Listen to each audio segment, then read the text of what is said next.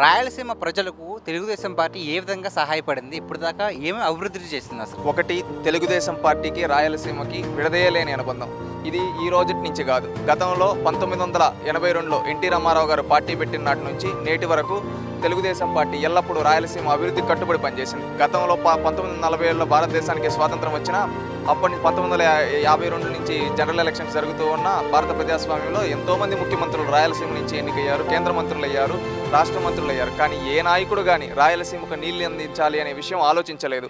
అదేవిధంగా రాయలసీమను అభివృద్ధి చేయాలి అని ఏ నాయకుడు వాళ్ళ రాజకీయ అవసరాల కోసం మాత్రమే అక్కడ ప్రజలను వాడుకున్నారు, ఫ్యాక్షనిజం చేశారు, అదేవిధంగా గూండాయిజాలు చేసి వాళ్ళ చేతుల్లో పెట్టుకోవాలనుకున్నారు. కానీ తొలిసారి ఎన్టీ రామారావు గారు పార్టీ పెట్టిన తర్వాత ఫ్యాక్షనిజాన్ని రూపుమాపడానికి కృషి చేశారు. అదేవిధంగా మనం రాయలసీమ అంటే ఇది రతనాల సీమ అని చెప్పి మనం చెప్పుకుంటాం. అలాంటి రతనాలు నిజంగానే ఇక్కడ వానపడిన సందర్భంలో రతనాలు దొరుకుతాయని చెప్తూ ఉంటారు. కానీ నిజంగా మనం నీళ్ళు అందించగలిగితే, ఈ భూమి పైన నీళ్లు పారించగలిగితే ఇక్కడ నిజంగా భూమిలో నుంచి రతనాలు పండుతాయని నమ్మిన వ్యక్తి ఎన్టీ రామారావు గారు.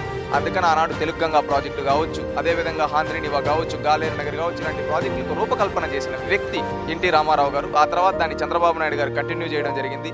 ఆ తర్వాత లోకేష్ గారు కూడా ఇప్పుడు అనేక పరిశ్రమలు తీసుకొని వచ్చి ఉపాధి ఉద్యోగ అవకాశాలు అక్కడ యువతకు చూపిస్తున్నారు. ఒకప్పుడు అక్కడ యువతతో కత్తులు పట్టించి ఫ్యాక్షనిజం చేపిస్తే ఈరోజు వాళ్ళ చేత వాళ్ళకి ఒక స్కిల్ డెవలప్మెంట్ ట్రైనింగ్ ఇచ్చి వాళ్ళతో ఏం చేపిస్తున్నారు, ఉద్యోగాలకి చేసే విధంగా ట్రైనప్ చేస్తున్నారు. ఏ విధంగా? ఒకటి కాదు, రెండు కాదు, ఎన్నో పరిశ్రమలు తీసుకొని వచ్చారు.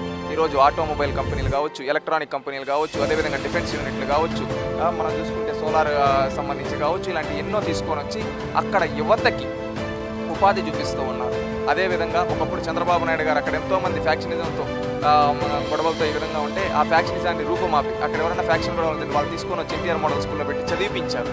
ఈ విధంగా తెలుగుదేశం పార్టీ అనేది తొలి నుంచి ఒక సిద్ధాంతపరంగా మంచి చేయాలి ఈ ప్రాంతానికి అని చెప్పి నీళ్ళు ఇవ్వడం కావచ్చు, అదేవిధంగా కత్తులు పట్టనీయకుండా కళాలు పట్టేయడం కావచ్చు, అదేవిధంగా ఇక్కడ బాంబులుగా తయారవ్వాల్సింది కొన్ని వినూత్నమైన కొత్త వస్తువులు తయారు చేయొచ్చు, ఇక్కడ అన్ని రిసోర్సెస్ ఉన్నాయి, దీన్ని ఉపయోగించుకోవాలి, ఇక్కడ ప్రజలకు ఉపాధి చూపించాలని తొలి నుంచి తెలుగుదేశం పార్టీ పనిచేస్తూ ఉంది రాయలసీమ అభివృద్ధి కోసం. ఇది ప్రతి ఒక్కరూ గుర్తించాలి. ఎందుకంటే రాయలసీమ బిడ్డలమని చెప్పుకున్న రాజశేఖర రెడ్డి గారు కావచ్చు, జగన్మోహన్ రెడ్డి గారు కావచ్చు, చేసింది శూన్యం రాయలసీమ. వాళ్ళ సొంత జిల్లాలో ఉక్కు ఫ్యాక్టరీ కట్టలేకపోయారు. రాజశేఖర రెడ్డి గారు 5 ఏళ్ల పైన ముఖ్యమంత్రిగా, జగన్మోహన్ రెడ్డి గారు 5 ఏళ్ళు ముఖ్యమంత్రిగా ఉండి చేసింది శూన్యం. కానీ తెలుగుదేశం పార్టీ ఆ జిల్లాని హార్టికల్చర్ హబ్గా మార్చడం కోసం అక్కడ ట్రిప్ పైన సబ్సిడీ ఇవ్వడం కావచ్చు, అదేవిధంగా అక్కడ పులివెందుల నియోజకవర్గానికి నీళ్ళు అందించడం కావచ్చు, ఇలాంటి ఎన్నో కార్యక్రమాలు చేసింది తెలుగుదేశం పార్టీ. అందుకని అక్కడ రాయలసీమ ప్రజలు కూడా ఇవన్నీ గుర్తించి ఈసారి అఖండ మెజారిటీ అనేది ఇవ్వడం జరిగింది. ఇది ఇలాగే కంటిన్యూ అవ్వాలి. నేను ఇంకా రాను రోజుల్లో రాయలసీమలో ప్రతి జిల్లాలో తెలుగుదేశం పార్టీ చేసిన ప్రతి ఒక్క అభివృద్ధి గురించి మీకు ఖచ్చితంగా చెప్తానని తెలియజేసుకుంటాను. థ్యాంక్స్ అండి.